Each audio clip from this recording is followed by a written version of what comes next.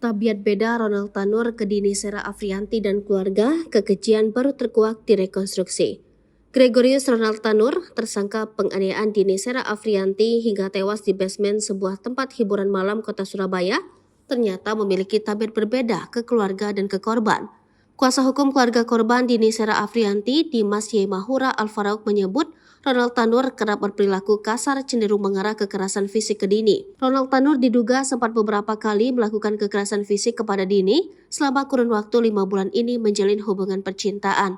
Berdasarkan informasi yang dihimpunnya, Dini bekerja sebagai freelance dan ia menegaskan Dini tidak bekerja di dalam tempat hiburan yang menjadi lokasi dirinya terkapar. Uang hasil bekerja di kota Surabaya untuk menafkahi keluarga dan anak sematawayang Dini yang berusia 12 tahun. Pernyataan berbeda justru diungkap Edward Tanur, ayah Gregorius Ronald Tanur.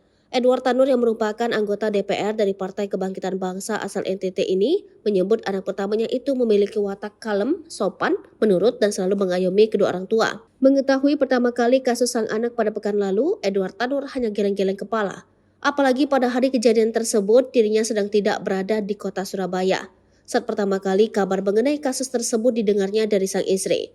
Dada dan hati Edward Tanur sesaknya bukan main. Ia mengaku sakit hati dengan perbuatan yang dilakukan sang anak. Berkalang terlalu lama dengan rasa sakit hati, iba dan emosi yang terus berkecamuk di benaknya disadari tak memberikan solusi. Kejadian yang tak diinginkan itu terlanjur terjadi menjadi takdir.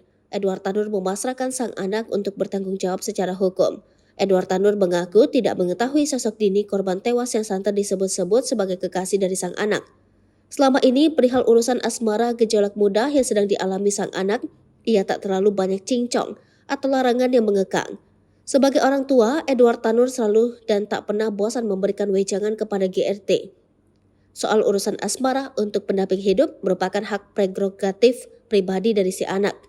Yang terpenting, bibit bebet bobotnya juga harus dijadikan pertimbangan untuk memilih pendamping hidup. Namun untuk sosok Dini tersebut, Edward Tanur mengaku sang anak tak pernah mengenalkan sosok tersebut kepada dirinya dan sang istri.